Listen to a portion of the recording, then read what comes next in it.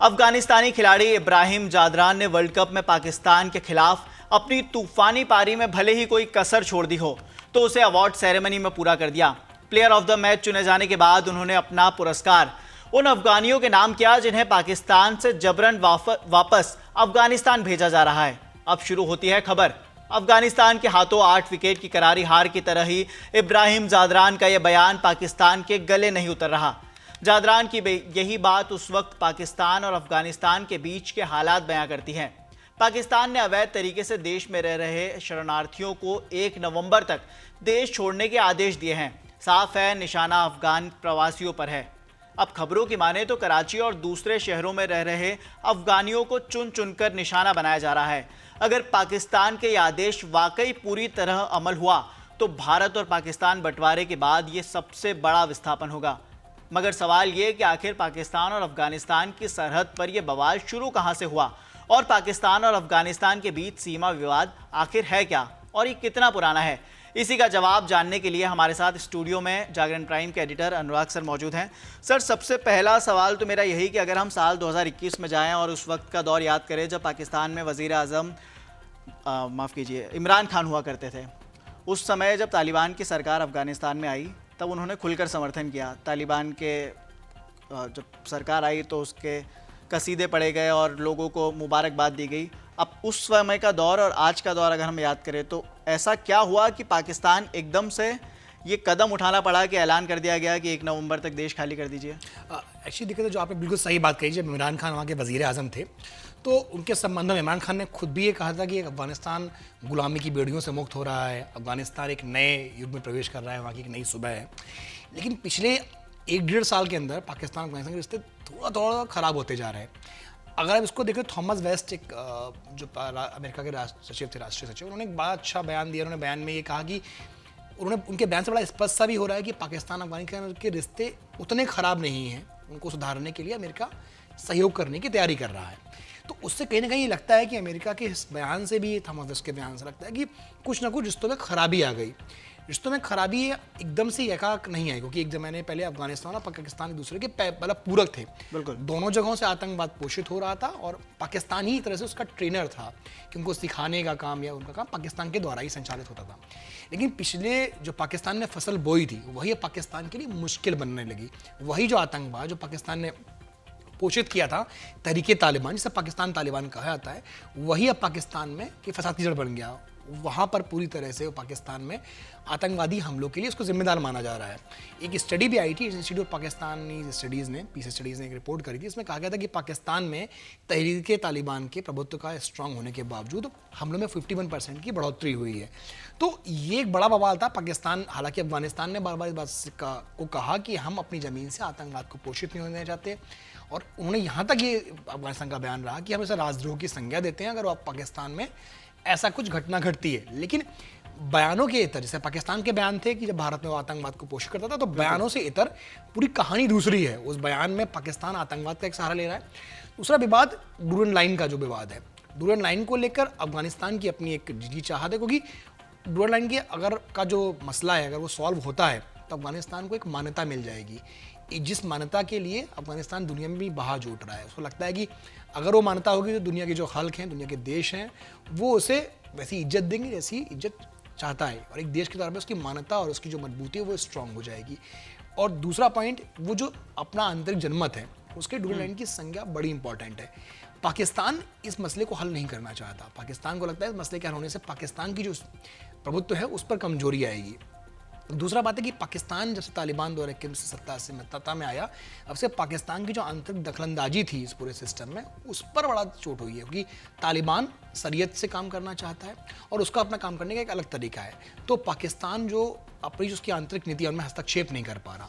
तो धीमे धीमे इन सब चीज़ों के कॉकटेल ने मिलाकर पाकिस्तान और अफगानिस्तान के रिश्ते में खराबी पैदा कर दी। जैसा कि आपने कहा कि 23 अक्टूबर को इब्राहिम जादरान का जो बयान था वो इसी पहलू की तरफ इशारा कर रहा था। यानी कि अगर हम समझे कि अगर पाकिस्तान के हालातों पर अगर हम नज़र डालें तो पाकिस्तान में ऐसा तो है नहीं कि तालिबानियों को, जो माफ़ कीजिए अफ़गानिस्तानियों को जो वहाँ पर रह रहे हैं उन्हें काफ़ी सहूलियतें मिल रही हैं, वहाँ भी उन्हें टेंट में ही रहना पड़ रहा है, तो उन्हें अपने देश जाने में क्या हर्ज है? देखिए, ऐसी प्रॉब्लम क्या अभी वर्तमान में ये आ रही कि जो अफगानिस्तानी शरणार्थी के तौर पर यहाँ पर आए वो 2021 में बहुत अधिक संख्या में जिन्होंने लाइन क्रॉस करी थी जब तालिबान का वहाँ पर हम एकदम से तालिबान ने कब्जा किया था। तो बहुत से लोगों को ये लगा, तो तमाम देशों लोग विस्थापित हुए, उनमें पाकिस्तान भी एक मुल्क था। अब ऐसे में अब तालिबान उनको स्वीकारेगा नहीं, उनको ये डर लगता है कि तालिबान में जाएंगे तो उनकी वो हैसियत नहीं रहेगी जो पाकिस्तान में वो थे। इसमें उनको लगता है कि शायद उनका मर्डर हो जाए, उनकी हत्या भी हो सकती है, तो एक वो डर है। दूसरी बात है कि तालिबान में वो किसी तरह से जो उनका निवासी के तौर पे जो हैसियत है वो उनको मिल नहीं पाएगी, उसका भी उन्हें बहुत डर दिखाई देता है। इधर पाकिस्तान में कम से कम उनको लगता है उनका जीवन जो है वो सिक्योर है थोड़ा बहुत अफगानिस्तान के मुकाबले, तो वो अब एक बीच की स्थिति में फंस गए हैं कि उनको लग ही नहीं रहा कि वो करें क्या। तो पाकिस्तान की भी हालत काफ़ी ख़राब है और उसका चूंकि वो टैग ही चाहता नहीं कि मानवाधिकार का जो टैग है वो पाकिस्तान पर ना लगे कि उसने इतने शरणार्थियों को विस्थापित अपने मुल्क से कर दिया, तो जो उसको IMF से फंडिंग मिलती है इस पर भी उनके साथ दिक्कत आ सकती है, क्योंकि IMF कल ये कह सकता है कि आपने इतने लोगों को वहाँ से कर दिया, उनके नाम पर पाकिस्तान ने कई फंडिंग उठाई है, तो वो भी पाकिस्तान के लिए चिंता की बात अभी दिखाई देती है। तो ऐसे हालात में मुझे लगता है कि उनको शरणार्थियों को भेजना उनके लिए एक मुश्किल काम तो है, लेकिन उनकी मजबूरी भी है, क्योंकि उनको अपने देश के अंदर भी ये जवाब देना है कि हम आतंकवाद को पोषित नहीं कर रहे हैं, आंतरिक आतंकवाद को खासकर, क्योंकि आप बाहर आतंकवाद दे रहे हैं, ये पूरी बात दुनिया जानती है कि पाकिस्तान आतंकवाद का एक ज़मीन तैयार करता है, लेकिन वो शायद ये नहीं चाह रहे कि अपने देश में जो हमले हुए, लोगों की हत्याएँ हों, उनमें तहरीक-ए-तालिबान का सक्रियता बढ़े, और धीमे धीमे तहरीक-ए-तालिबान की सक्रियता का असर पाकिस्तान में राजनीतिक तौर पर भी दिखाई दे सकता है। कई रैलियों में ऐसा रहा कि तहरीक-ए-तालिबान ने उनको सपोर्ट किया, जो क्राउड की फंडिंग जुटाने में, क्राउड को जुटाने में बड़ा अहम रोल अदा किया। जो कट्टरपंथी सोच है उसमें तहरीक-ए-तालिबान एक बड़ा किरदार अदा करता है। जो कट्टरपंथी लोग पाकिस्तान में पूर्णतः सपोर्ट करते हैं आतंकवाद को, उनके लिए वो एक बेहतर जरिया है। तो पाकिस्तान इंटरनल पॉलिटिक्स में ख़त्म करने के लिए भी इसका इस्तेमाल कर रहा है। अच्छा, आपने 3 बातों का जिक्र किया, एक तो 2021 का वो दौर जब तालिबान की सत्ता में वापसी हुई, एक तरह से कह सकते हैं कब्जा किया, जो भी कहें। दूसरा IMF से जो पाकिस्तान को फंडिंग मिलती है। सबसे पहले हम तीसरे पॉइंट पे आते हैं, तहरीक-ए-तालिबान का जो आपने जिक्र किया। अगर तहरीक-ए-तालिबान और हम पाकिस्तान के बीच आपस में खटास की बात करें तो ये किस दौर से शुरू होती है, क्योंकि एक तरह से तहरीक-ए-तालिबान पहले पाकिस्तान का ही ट्रेन किया हुआ एक दल माना जा रहा था। देखिए, ये भी खटास 2021 के बाद था, क्योंकि इमरान खान ने स्टार्टिंग में तहरीक-ए-तालिबान को खुलकर सपोर्ट किया। तहरीक-ए-तालिबान उनके लिए तब तक काम की जब तक ये उनके लिए मुसीबत नहीं बनी। उन्होंने तहरीक-ए-तालिबान का इस्तेमाल हर जगह हल्कों में किया, दुनिया में आतंकवाद के लिए स्ट्रांगली किया। लेकिन तहरीक-ए-तालिबान जब तक तालिबान सत्ता में नहीं आया तो उनके डर ये था कि वो खुलकर कहीं मीटिंग नहीं कर सकते थे, उनको ड्रोन हमले का डर था। तहरीक-ए-तालिबान और पाकिस्तान के बीच जो मेन खटास की वजह रही वो अमेरिका का दखल-अंदाजी रही। तहरीक-ए-तालिबान को ये लगता था कि लगता क्या है, इस हकीकत भी है कि पाकिस्तान ने अपनी ज़मीन का इस्तेमाल अमेरिका को करने दिया, अपने हवाई हमलों के लिए पाकिस्तान की ज़मीन का अमेरिका ने इस्तेमाल किया। वो खटास का एक दौर शुरू था। वहाँ उनको लगा कि जो उनके मुल्क हैं, उनके देशवासियों को, उनकी जो देशभक्ति है, वह सवाल उठना शुरू हो गया, और उनको लगा कि पाकिस्तान उनका हितैषी बनने का सिर्फ ड्रामा कर रहा है, उनका हितैषी है नहीं। वहीं से ही खटास शुरू हुई। और नवाज शरीफ ने जब पाकिस्तान में ये सरकार का जब तख्ता पलट हुआ, इमरान खान जेल चले गए, उसके बाद नवाज शरीफ ने इनको सरकार के जो इनका जो गुट है उसने उन्हें खारिज भी नहीं किया और उन्हें समर्थन भी नहीं दिया कि हम तहरीक-ए-तालिबान को सत्ता में समर्थन देते हैं। तो उनको ये लग रहा है कि तालिबान अगर सत्ता में रहेगा तो तहरीक-ए-तालिबान सर्वाइव करेगा, क्योंकि अफगानिस्तान में ये बात लगातार सामने आती है कि खुल के मीटिंग्स हो सकती हैं, उन पर ड्रोन हमलों का डर नहीं है और उनको पूरी तरह से प्रश्रय मिल रहा है। लेकिन अगर पाकिस्तान अभी भी का डर भी है कि पाकिस्तान कहीं अमेरिका को इसका इस्तेमाल नहीं कर दे, क्योंकि जो पाकिस्तान के विदेश मंत्री जब अमेरिका यात्रा पर गए थे तो उन्होंने भी ये कहा कि हमारे उनके बयान हमारे उनके अफगान के संबंध बेहतर है, लेकिन वो बेहतर में बार बार अगर आप बयान दे रहे हैं तो आपको कहीं नहीं लगता है कि आपको इसके पीछे की कुछ कहानी दूसरी है। तो मुझे ऐसा लगता है कि पाकिस्तान कहीं इस पशुपेश में फंसा हुआ है कि हम बयान किस तरह का दें और बयान से निपटे कैसे, क्योंकि पाकिस्तान की जो जियोपॉलिटिकल हालात है और जियो इकोनॉमिक्स हालात है उसमें अफगानिस्तान की भूमिका बड़ी इंपॉर्टेंट हो जाती है, क्योंकि पाकिस्तान को अफगानिस्तान का सपोर्ट चाहिए।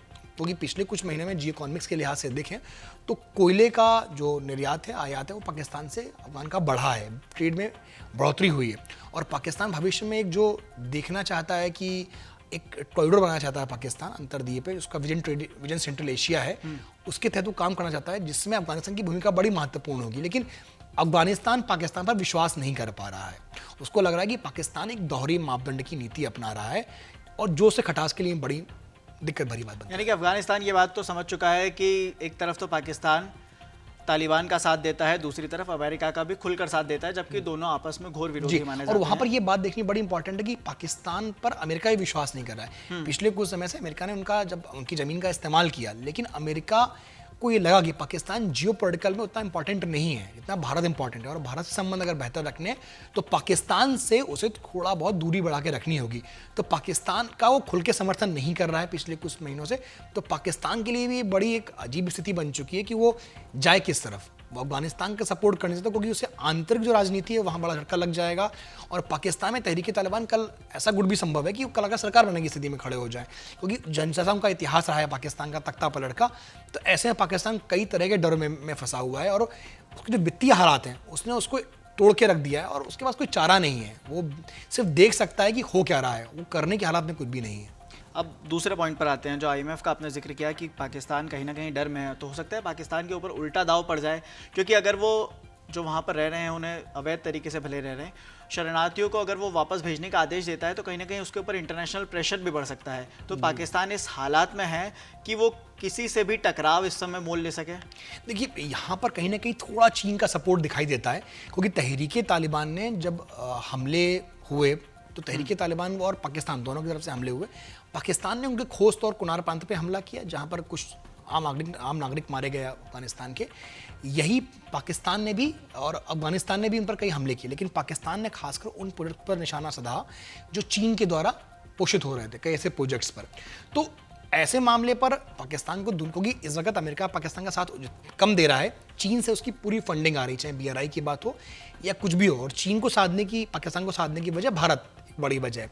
तो पाकिस्तान को जियोपॉलिटिकल में सिर्फ चीन का समर्थन और चीन की वजह से शायद, लेकिन रशिया का समर्थन कहना भी उचित नहीं होगा। रशिया चूंकि एक ऐसा मामला है क्योंकि भारत से जुड़ा हुआ है, लेकिन पाकिस्तान दुनिया में अलग थलग तो पड़ता दिखाई दे रहा है। IMF की फंडिंग है, तो पाकिस्तान ने अभी जो बात कही, उसने कहा कि वो लोग जो इलीगल रह रहे हैं, तो पाकिस्तान दुनिया में ये साबित करना चाहेगा कि जो उनके यहाँ शरणार्थी अफगानिस्तान थे उनकी कोई मान्यता नहीं है, और उनके वहाँ वो आतंकवाद को या इलीगल एक्टिविटीज़ को बढ़ावा देते हैं। तो पाकिस्तान ये दुनिया को साबित करना चाहेगा, जो पाकिस्तान साबित करने की कोशिश कर रहा है, और चूंकि उसमें वो सफल फिलहाल दिखाई नहीं देता, लेकिन चूंकि अफगानिस्तान में उनका रहनुमा नहीं है, वो नागरिकों को लेने को तैयार नहीं है, तो ऐसी स्थिति में उन नागरिकों के लिए क्या मानवाधिकार कोई संगठन सामने आता है या कोई ऐसी इन्वेस्टिगेटिव एजेंसी दुनिया भर की जो जांच करने को तैयार होती है कि पाकिस्तान झूठ बोल रहा है और अफगानिस्तान लेने को तैयार नहीं है। जब तक उनका कोई रहनुमा नहीं बनेगा उन शरणार्थियों का, तब तक इस स्थिति में पसोपेश रहेगा। भाई, पाकिस्तान अपनी चाल खेलने की पूरी कोशिश करेगा। ऐसे दस्तावेज प्रस्तुत कर सकता है पाकिस्तान वैश्विक मंचों पर, जहां वो दिखा सकता है कि ये इलीगल थे, ये एक्टिविटीज़ थे। हालांकि शरणार्थियों को लीगल होने पर भी आपको एक पूरा तरीका संसद में पेश करना होता है। तो पाकिस्तान ने अपनी संसद में एक मामला पेश करने की बात करी है, लेकिन वैश्विक स्तर पर पाकिस्तान को समर्थन मिलना फिलहाल आसान नहीं दिख रहा है। IMF से फंडिंग लेने के लिए वो कुछ गुहार मांग सकता है, कुछ समय मांग सकता है, क्योंकि कोरखम सीमा पे 7.5 लाख अफगानी, जो खबरें आ रही थी 1-2 दिन पहले, उनमें कोरखम सीमा पर बड़ी संख्या में अफगानी खड़े हुए हैं बॉर्डर क्रॉस करने के लिए। तो ऐसी स्थिति में पाकिस्तान फिलहाल तो बैक स्टेप ले सकता है, कुछ तरीका दिखाएगा, लेकिन फिलहाल आसान नहीं लगा पाकिस्तान के लिए इसको करना।